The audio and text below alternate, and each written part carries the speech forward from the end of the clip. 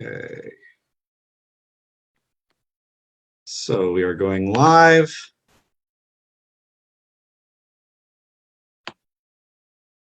All right. Well, apologies to everyone for the long wait.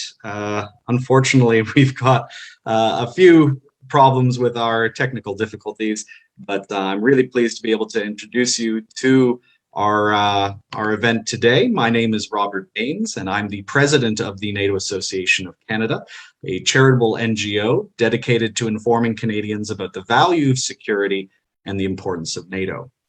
To that end, the NAOC strives to build bridges between the national security community and the tech ecosystem, which has a growing role to play in upholding peace and stability. NATO is an amazing organization governed by a very simple idea. An attack upon one is an attack upon all. We can maintain peace through strength. That lesson was learned after the horrors of the Second World War, and we are dedicated to making sure that people never forget it. On this note, we are proud to host an information session on the NATO Innovation Challenge, set to take place in Canada this fall, organized by CanSoftCom, D&D Ideas, and the NATO Innovation Hub. The iChallenge is a Shark Tank-like competition, which competitors from all 30 member countries pitch solutions to solve an operational challenge. This edition's topic centers around cognitive warfare, a new domain of competition where state and non-state actors aim to influence what people think and how they act to sow disunity within a society. Sound familiar? To get the discussion going, it's my pleasure to introduce the moderator, Garrick Nye, Vice President and Director of the NATO Association of Canada. Garrick is an international marketing executive specializing in the aerospace and defense sector. He is a Vice President and Director of the NATO Association for a long time now, and is currently an advisor to the Canadian Department of National Defense. Garrick's past international marketing assignments include International Civil Aviation Organization, ICAO, in Montreal, and the Canada-China Business Council, L3 Harris, NATO itself, and management consultancy in the US. Garrick, it's all yours. You have the floor. Thank you, Robert. Thank you, panelists, and thank you all joining in on YouTube today. And Robert, thank you for setting up the context of today's webinar and how, just like yesterday, we were offline for many hours from our favorite social media channels, and how that has some relevance to our discussion today. So without any hesitation, I want to introduce some of our speakers that we have on today's panel. First off, we have Monsieur Francois Duclouzel, who is the manager of the NATO ACT Innovation Hub in Norfolk, Virginia. He'll be followed by Major Andy Bonvie, Officer Commanding of the Recruiting Squadron at CanSoftCom. He'll be followed by Lieutenant Colonel Retired Marie-Pierre Raymond, a defense scientist at the Department of National Defense Ideas Group. And last but not least, Marie-Pierre will be followed by Lieutenant Commander Shikhar Gothi. He's an innovation officer at CanSoftCom. Now, for each of these esteemed panelists' biographies, you can find them in the description below your YouTube, on the YouTube video today. The discussion is going to be divided into three major parts today. The first part will consist of a presentation by Francois on the concept of cognitive warfare, and he'll be followed by an account of this pressing threat by Andy. The second part of this presentation today will see Shikhar and Marie-Pierre present on what's in this NATO Innovation Challenge this fall. And for the innovators out there, take note on the eligibility requirements, the various milestones, and key timelines that you have to follow and expect during this competition. So without further delay, I will jump into discussion. And for Francois, I have three key questions that you will answer through your PowerPoint presentation to us. So Francois, I want to first start off by asking you, can you talk us through what is cognitive warfare? Then could you cover a bit on what are the differences between cognitive warfare and information warfare? And thirdly, how does cognitive warfare impact on operations? And how is it actually being used by our adversaries worldwide in today's context? So with these three key questions, Francois, I turn it to you. Thank you. Thank you, Garrick. Good morning to all of you, and thank you for giving me the floor and the opportunity to discuss on cognitive warfare. First, let me, I will try to show my slides. Let me very quickly tell you about why cognitive warfare and why me. So as a matter of fact, last year I was tasked by our Supreme Allied Commander to explore that concept of cognitive warfare through a 6-month study that I disclosed in December last year. And we came up to the conclusion that cognitive warfare is a new concept that starts in the information sphere. That is a kind of hybrid warfare, as you can see on my slide, that our adversaries have strategized to utilize in order to weaken our democracies. So it's a kind of hybrid warfare. It starts with hyperconnectivity. Everyone has a cell phone. It starts with information, because information is, if I may say, the fuel of cognitive warfare. But it goes way beyond solely information, which is a standalone operation, or information warfare is a standalone information. It goes way beyond this, because of course, it's all about leveraging the big data. We produce data everywhere we go, every minute, every second we go online. And this is extremely easy to leverage those data in order to better know you and use that knowledge to change the way you think. I will come back later on that one. But so of course it starts with the cyber, and where you all know that there is no possible attribution. So it's very easy to hide behind a troll or a different name and to try to hide what your activity. But this, what I've just described is only, if I may say, cyber warfare, information warfare, or let alone psyops. What we promoted in that study is that cognitive warfare is much more than that, because it's all about bringing all the tools and techniques that can, at the end of the day, play on the cognition. I will come back with a tentative definition afterwards. And so if you include all the potential technologies, such as what we call NBIC, nanotechnologies, biotechnologies, information technology, and cognitive sciences, it makes a kind of very dangerous cocktail that can further manipulate the brain, because this is what is at stake. And so we have some evidence as well, some pieces of evidence that our adversaries have already understood the power of NBIC, let alone neuro weapons. And I can give you some examples. You've probably heard of the neuro attacks on the US embassy in Cuba back in 2016. We all know now that this is a kind of neuro weapon, probably a directed energy weapon that hit the diplomat, the US diplomat in Cuba. And this is something that happened also in China in 2019. So we have some evidence, pieces of evidence that neuro weapons are developed those days. And of course, for the military, what is at stake is keeping the ability to have a timely and informed decision making, keeping our capability to think and to transform our information into knowledge.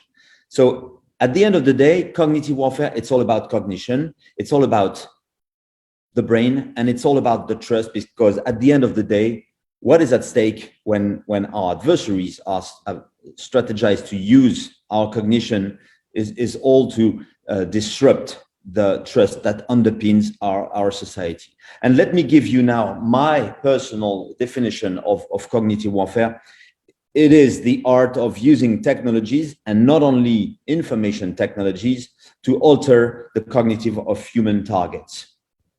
And so here is a slide that I find extremely important to understand why cognitive warfare goes well beyond solely information warfare or psyops operation. So on the left side, you have what the psyops domain is. It's an action and belief. And on the other side, you have all the actions on the cognitive warfare, which is rather on action on cognition, sensory, attention, error of judgment, and use of the cognitive biases. In other words, cognitive warfare is not only a fight against what we think, but it's rather a fight against the way we think. If we can change the way people think, it's much more powerful, and it goes way beyond the information and psyops operation.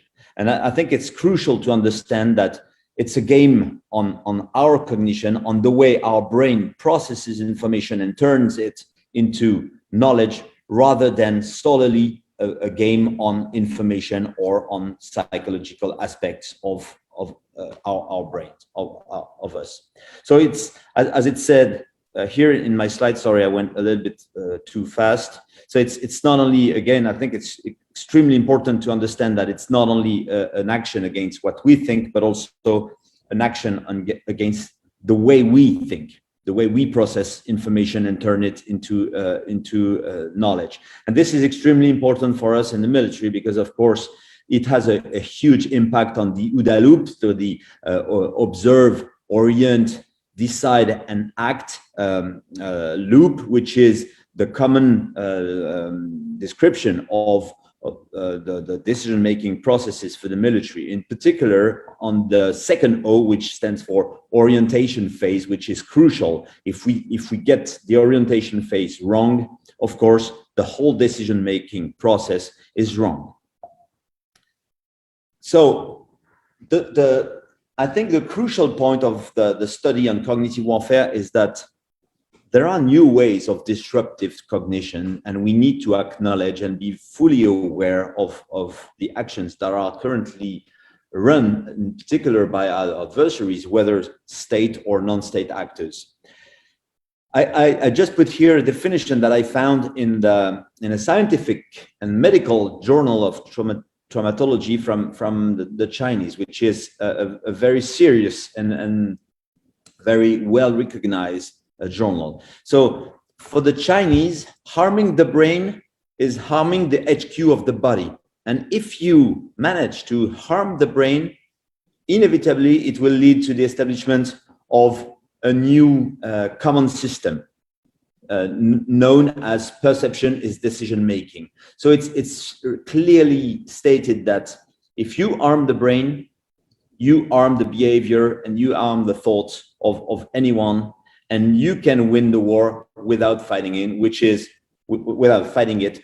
a principle that is dear to Sun Tzu. You probably have heard of that.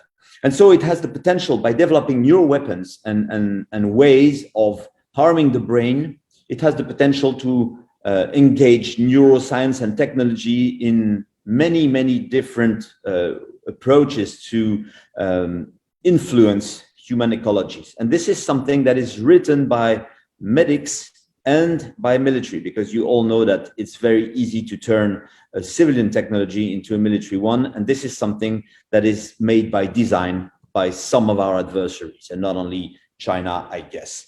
And it has also the potential of affect human activities on individual, starting with the individuals, but it has an impact on the group, on population, and of course, for us, it has an impact on the whole military as such. And it also affects human relations on local, regional, and global scales, which means that it has a strategic impact, and we need also to take that into account. And lastly, it influences postures and conduct of national security and defense agenda. In other words, it's a whole of government problem, and we need to be to handle that problem. And that's why that topic right now is one of the hottest topics for NATO.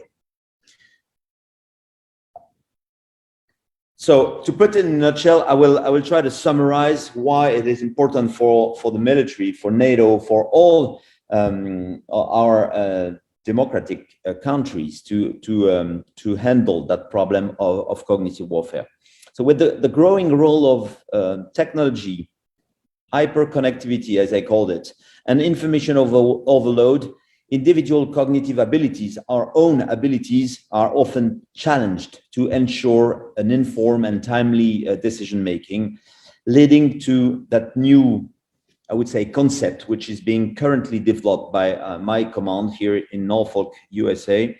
So leading to the new concept of cognitive warfare, which has become a recurring term in military terminology in recent years. So cognitive warfare causes an insidious challenge by attacking everyone's personal cognition. In other words, the ability to process information and to turn it into knowledge. It all disrupts the ordinary understandings and reactions to events in a gradual and subtle way that we cannot see at first sight, but with significant harmful effects over time. Cognitive warfare has universal reach starting with the individual to states and multinational organizations such as NATO. It feeds on the techniques of disinformation, of course, and propaganda. We call it participatory propaganda. But the instruments of information warfare are not enough to understand what is at stake and the broad scope of the cognitive warfare. In other words, cognitive warfare is not just another word, another name for information warfare. It is a war on our individual processor, our brain. And so to tackle that issue, we need to understand the classical instruments of information warfare, but we need also to understand the rapid progresses of nano, bio, and information technologies, as well as cognitive sciences. And we need also to understand the rapid development of neuroweapons that are constantly progressing as we understand the brain better. And the massive worldwide investments made in neurosciences suggest that the cognitive domain will probably one of the battlefields of the future. Hence, the advent of the concept of cognitive warfare brings a third major combat dimension to the modern battlefield. To the physical and informational dimension is now added a cognitive dimension. The latter thus creates a new space of competition beyond what is called the 5 domain of operations: land, sea, air, cyber, and space domains. Warfare in the cognitive arena mobilizes a wider range of battle spaces than solely the physical and the information dimensions can do. Its field of action is global and aimed to seize control of the human being, civilian as well as military. It's a whole of government problem. Organizations, nations, but also of ideas, psychology, especially behavioral thoughts, as well as the overall human operational environment. So that concludes my presentation. As you can see on the slide, I used to say that we as human are the contested domain, and our major concern, of course, is to protect our decision-making process. But we as the contested domain, maybe we will need to think of declaring one day a new domain of operation that might be either the cognitive domain or the human domain.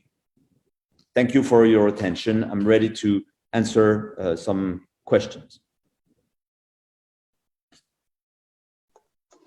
Thank you, Francois.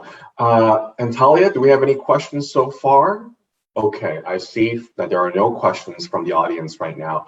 So, Francois, thank you for setting up the context of cognitive warfare, its definition, how is it different from PsyOps, and also what's happening globally and how some of our adversaries you had mentioned in your presentation, how they're actually affecting not just the way we think or how we think, but it's also the results of the thinking. And that's actually quite alarming. And I think that you mentioned for cognitive warfare to be a 6th domain of warfare, that should be well considered. So thank you for that.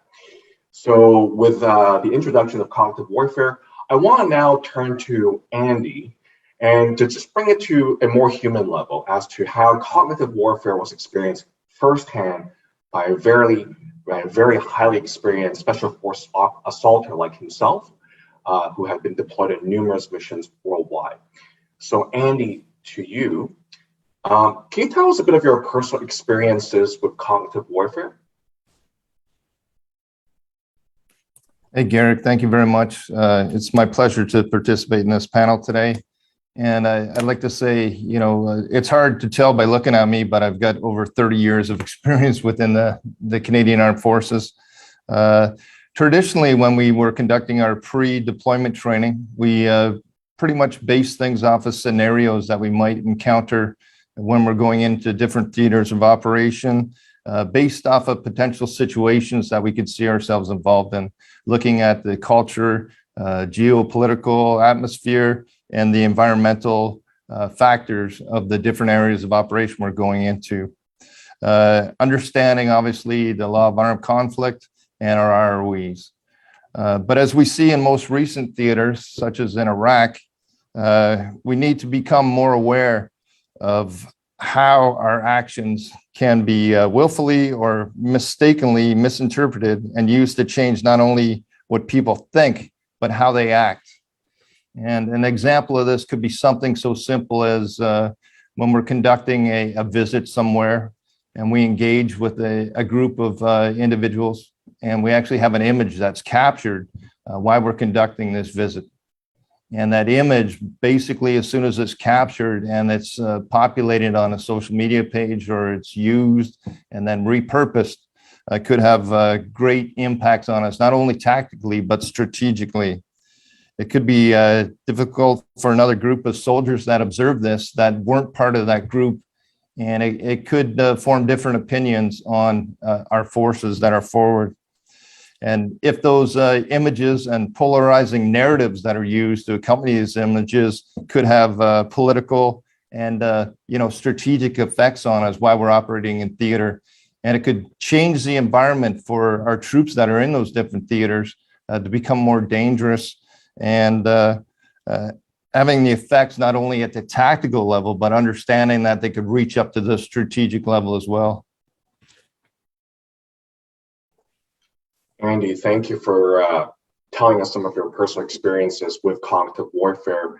And you touched on some key points about what happened in the field and how that's been turned around so quickly by the adversaries or just by the other parties to affect something, right? So the speed at which cognitive warfare is happening. So the second question I have for you is that, have you actually noticed a discernible advancement in cognitive warfare capabilities and its dangers throughout your experience as an assaulter? Has it grown faster? Is it happening more often?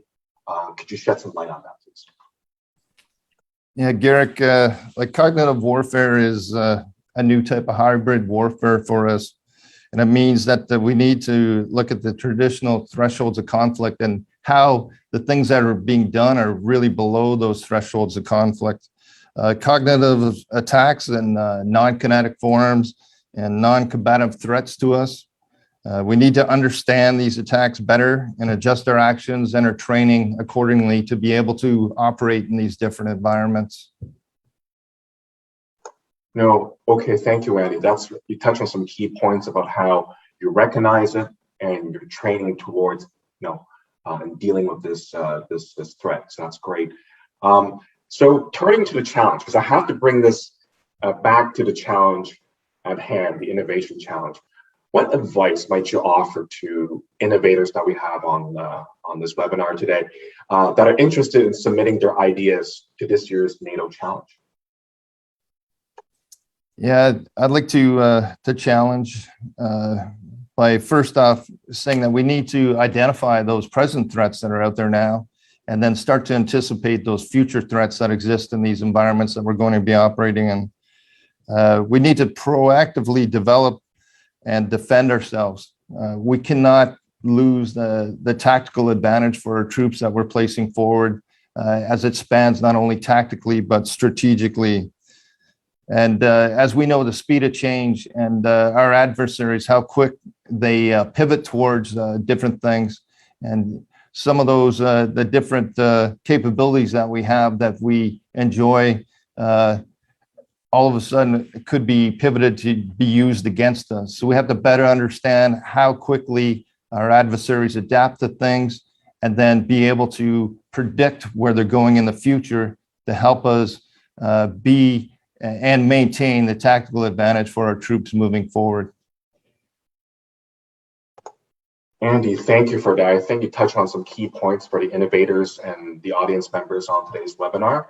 Their takeaways as to how best to respond to this upcoming challenge. So thank you for that. And now we'll pivot towards the challenge itself and more details as to why and what it covers and some important details for those interested in the challenge. So the next speaker I will now have some questions for is Marie-Pierre Raymond, a defense scientist at DND Ideas. Marie-Pierre, I've got some questions for you about this edition of the Innovation Challenge. So first question I have for you is, why was cognitive warfare chosen to be the topic? Good morning. Thank you, Garrick, for the question. So building on Francois's presentation, what has been observed in the last 5 years is that while some adversaries have strategized to avoid a kinetic confrontation with NATO, they are now using hybrid means as a way to destabilize and arm adversaries. So long gone the days when war was fought to acquire more land. Now the new objective is to change the adversaries' ideologies, which makes the brain the center of gravity of the human. Hence, it makes the human the contested domain and the mind becomes the battlefields. So there are multiple challenges that are being brought forth by the weaponization of the cognitive domain. When we speak about hybrid threats, cognitive warfare is the most advanced form of manipulation seen to date. It allows for the influence of an individual, but even more insidious is to influence a group of individuals on their behavior with the aim of gaining a tactical or strategic advantage. So, as mentioned by Francois, again, the speed and the extent of the information propagation have been tremendously boosted by technological innovation and advancement. The impact of artificial intelligence, big data, and social media is a growing threat and cannot be ignored. So adversaries are massively investing in these techniques and technologies that are much less, much less expensive, so easier to acquire. NATO nation needs to better understand this new threat. It is essential for us to grasp the evolution of the information sphere, the impact on troop security, the decision-making, and the opportunities or threats posed by the rapid evolution of neurosciences as a tool of war. So in a nutshell, this is the reason why we chose cognitive warfare as our topic for this context. No, thank you, Marie-Pierre. Like you said as to why cognitive warfare was selected for this challenge. It seems that it meshes well with the other points discussed by Andy and by Francois, so thank you. The next question I have for you is, what are you looking for with this challenge? So good question, Garrett.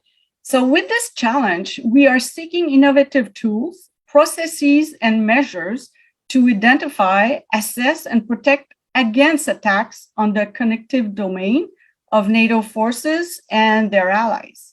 So areas of focus include, but are not limited to, identification of when NATO forces and or allies are under a cognitive attack, verification of the scale and the nature of the attack, quantification and or what are the level of success of the attack, mitigation techniques, tools, and measures to counter a cognitive attack, and finally, how can decision makers be better supported? So this challenge is calling for solutions that will support NATO's nascent human domain and jumpstart the development of a cognition ecosystem within the alliance, and that will support the development of new applications, new systems, new tools, and concepts leading to concrete action in the cognitive domain. it has been recognized that it will require a sustained cooperation between allies, innovators, and researchers to enable our troops to fight and win in the cognitive domain. This is what we are hoping to emerge from this call to innovators and researchers. No, thank you, Marie-Pierre. That's, I hope those of you that are listening and that are tuning in are taking detailed notes of all these points of Marie-Pierre. But of course, more information can always be found through the website, as you can find in the description below today's YouTube video. So take notes, keep taking notes, and if you didn't capture the notes, consult the website for more information. So third question to you, Marie-Pierre. How will the submissions be judged, and who will be on the judging committee, please? So thank you, Garrick. Another important question for potential participants. So there will be a pre-selection. So solutions team will be pre-selected based on their abstract submission. The proposals will be scored against three criteria. So the usefulness of the solution, so potential impact of the proposed solution. The solution is very useful for NATO allies.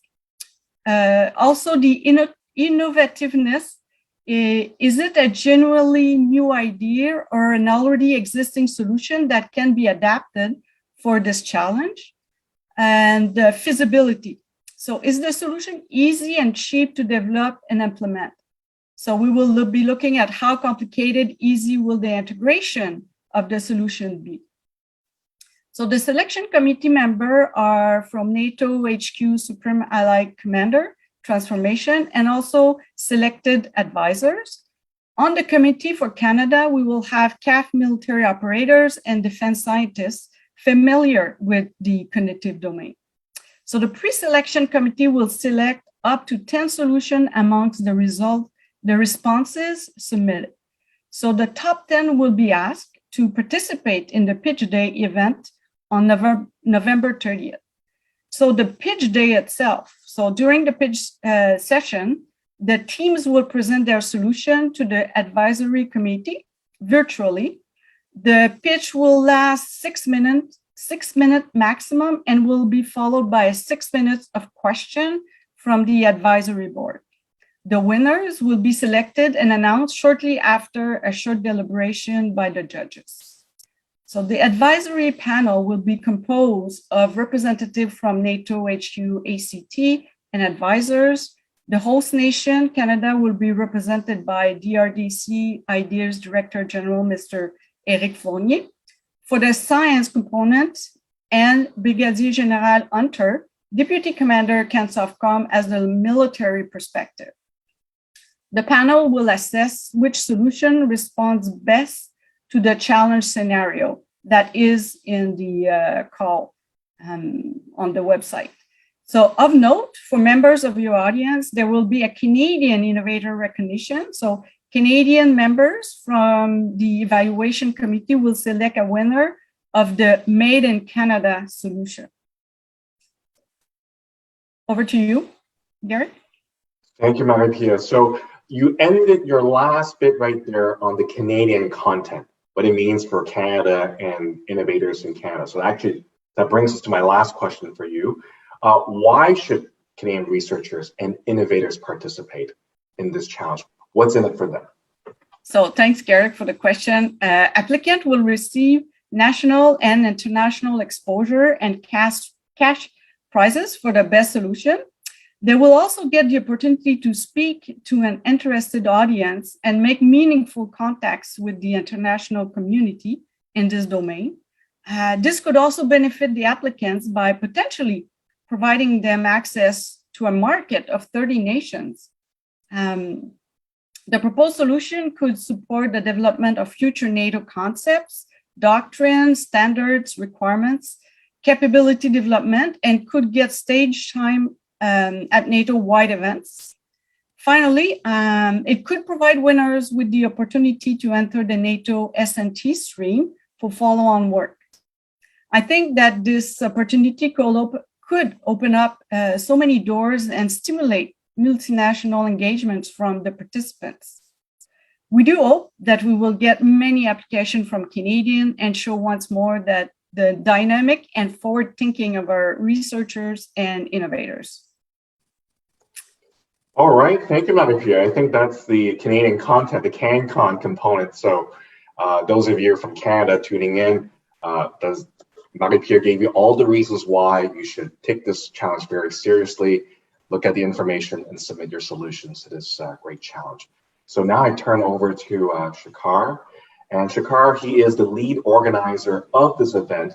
And Shakar, I've got some questions for you on the event itself as well, too. So I'm going to start out with Shakar. Do you provide us more details as to Canada's role as the host nation for this fall's Innovation Challenge?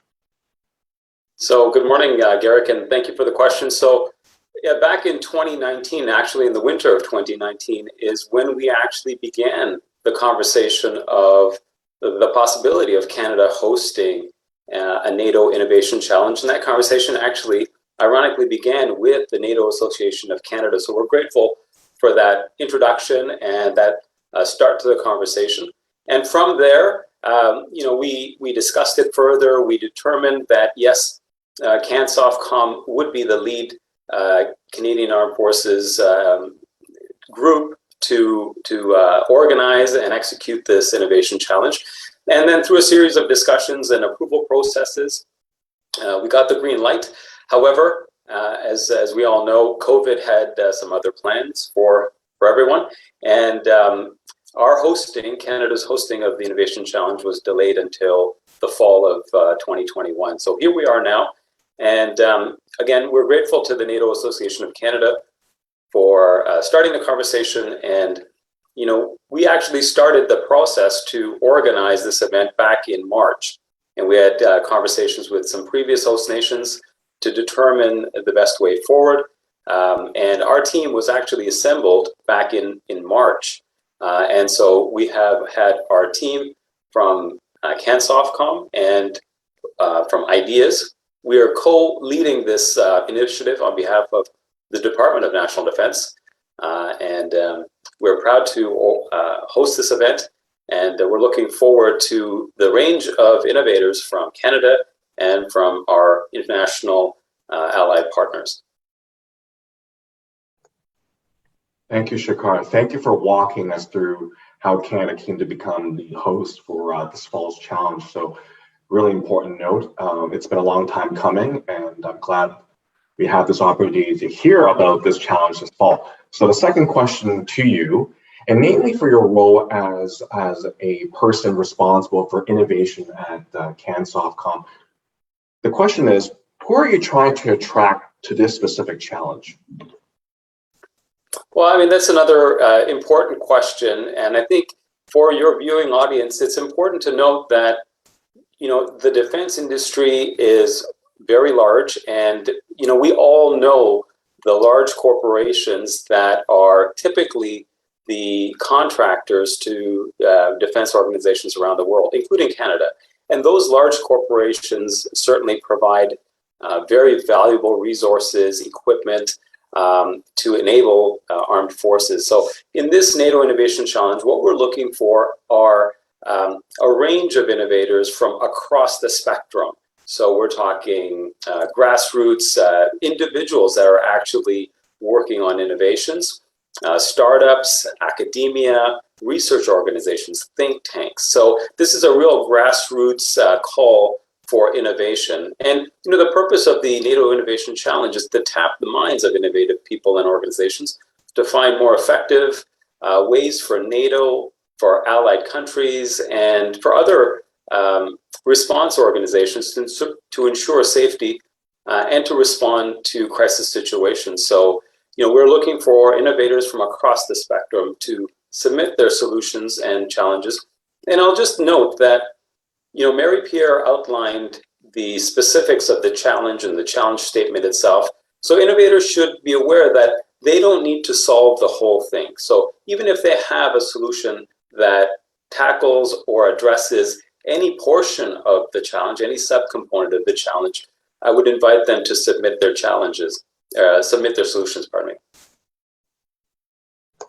Shakar, thank you for that. And thank you for noting to those on the line today that they can tackle some of the subcomponents of the challenge. So that's a very important note that you highlighted there. So thank you. My last question to you is that, what are the major timelines for this challenge? I mean, there's always a deadline. We have an event. So please walk us through the timelines of note to those on the line today.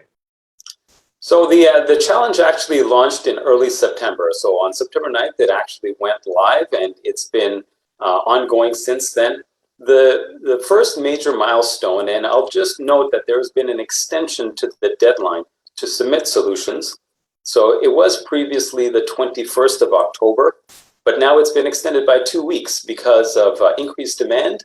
So we've had a lot of positive response, and we're looking to give people more time, both here in Canada and internationally, to submit the solutions. So now the revised extended deadline for submitting your solutions is the 4th of November.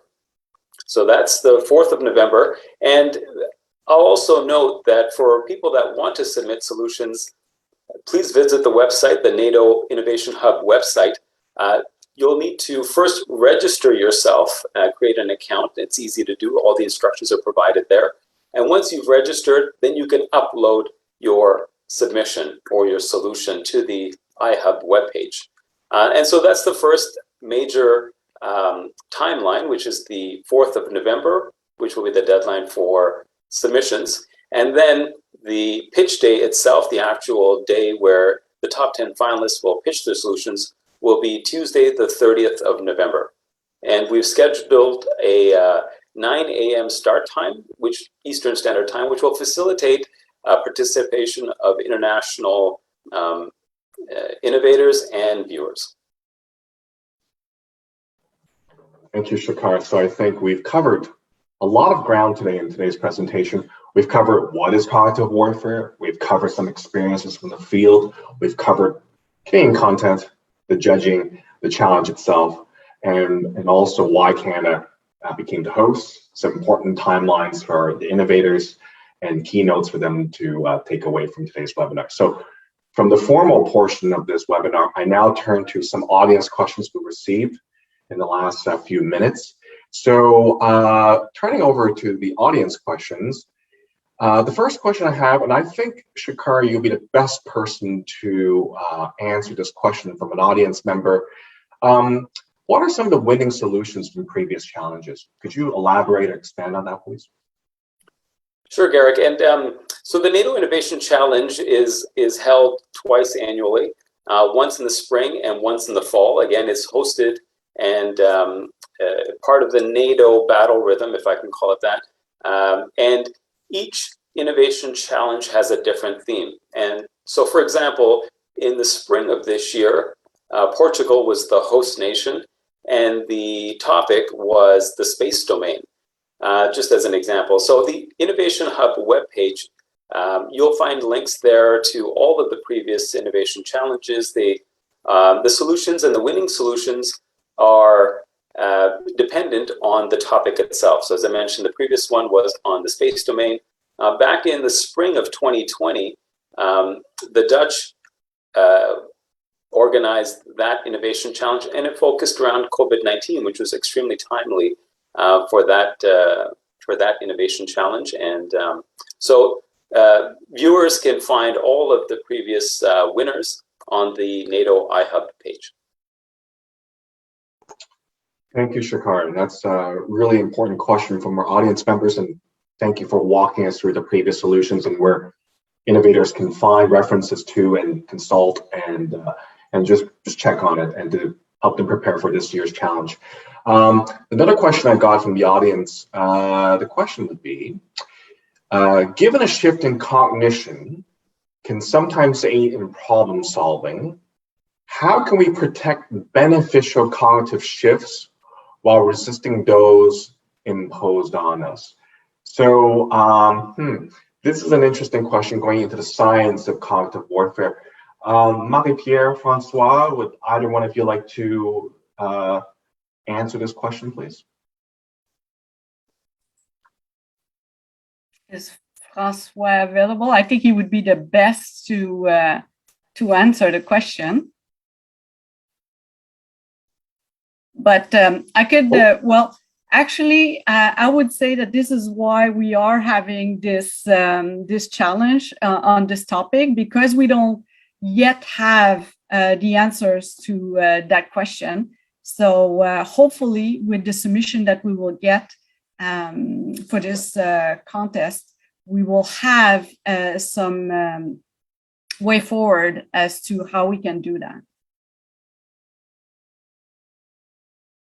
Thank you, Marie-Pierre. Francois, would you like to chime in? Can you repeat the question? Sorry. No problem. The question is, given a shift in cognition can sometimes aid in problem solving, how can we protect beneficial cognitive shifts while resisting those that are imposed on us? That's a very good question. As Marie-Pierre nailed it, I mean, the challenge is there to help us understanding how we can protect our cognition to new ways of attacks. Again, I don't think I have the solution to that. You know, there are many ways to protect, and one example is one of the winning team of the challenge. It's a neuromodulation tool that won the challenge, the innovation challenge back in 2019 in Hungary. It's a tool that is that aims at recovering from mental fatigues, but also from PTSD and potentially from brain attacks. So it's under test within the Canadian forces, by the way, and also some other. But I can't answer that question because it's a very complex one. The more we understand the brain, the more vulnerabilities appear, and again, I don't think we have the full spectrum of solutions yet, and I don't know. Okay, Francois, thank you for that. I'm very aware of the time limits that we have. Just got one more question. This is a question for both Shakar and for Marie-Pierre. I believe this is an easy one, but it's very topical and it's from an innovator. Question, will there be any Canadian procurement opportunities for the top winner of this challenge? Second question, or second component, what TRL level are you looking for in these solutions? And the third, a very important question. This must be an innovator on the line here. In the context of this challenge, will the innovator keep their IP?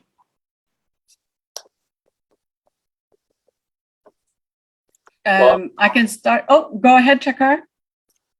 Well, no, thank you, Garrick, for that question. And I'll just address the IP issue first. And that's an important question. And I think all innovators are very concerned with maintaining control of their IP. And I can assure everyone that the NATO Innovation Challenge indicates that all innovators will maintain complete control of their intellectual property. So NATO won't take control of that, neither will Canada.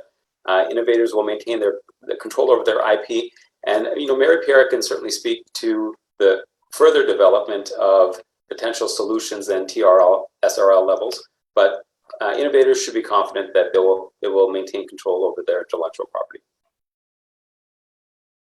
Yeah, so regarding the TRL or SRL, as we want to call them, we're not expecting, a high TRL or SRL because it's a new domain.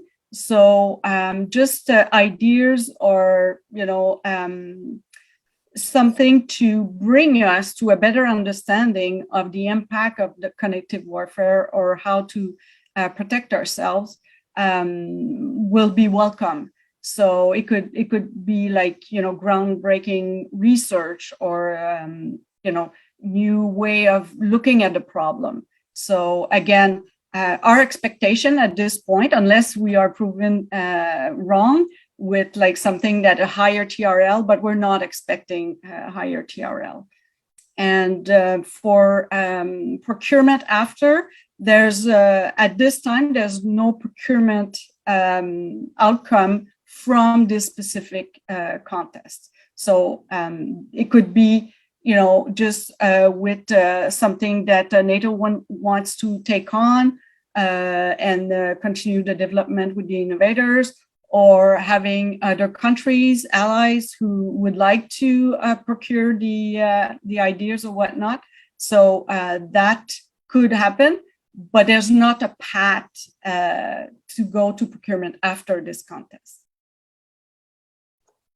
Okay, no, thank you, Shakar. Thank you, Marie-Pierre, for answering this question. And that came from an innovator, had to come from an innovator. So just keeping track of our time for today's discussion, we're at that time that we have to wrap up today's very important discussion on the innovation challenge and on cognitive warfare. So with that said, I invite you all today to continue this conversation and participate in this challenge if you can. So please consult the description below this YouTube video for all the links and information, as well as speaker bios, detailed speaker bios of all the panelists appearing on this webinar today. Also, because of the time constraints, we couldn't answer all of your questions submitted through the online chat function. So through the links in the description, there are contact information for Shakar, Marie-Pierre, Francois, and the entire team for this challenge. So through those links, you can contact them, submit your questions, be it on the challenge itself, or you want to learn more about cognitive warfare. I'm sure the panelists will be very happy to connect and provide more information. And for the NATO Association Canada, we thank you for joining us for this webinar today. Please like, subscribe, and share this video with your friends. We're on all social media platforms, so do like, share, and subscribe. And continue to follow NATO Association for other webinars on very topical matters related to Canadian and global international police and security. So with that, Robert, I turn it over to you to close today's webinar. Robert? Thank you so much, Garrick. And it falls on my shoulders to thank you, in addition to our fine panelists, for a great description of what this challenge is, the opportunities for Canadian companies. I'm so thrilled to see what comes up out of it on November 30th. I'm sure all those who are interested will be able to get in contact. We've got lots of contact info at the bottom of the page. Yet again, I hope that you stay involved with the NATO Association as well. We are an organization dedicated to the rules-based international order and NATO itself, and making sure that Canadians pay attention to what's going on around the world, because it does affect us. History has shown that we cannot turn a blind eye to what's going on beyond our shores, and I hope that you'll join us as part of our community. Subscribe, stay involved, and have a good rest of your day.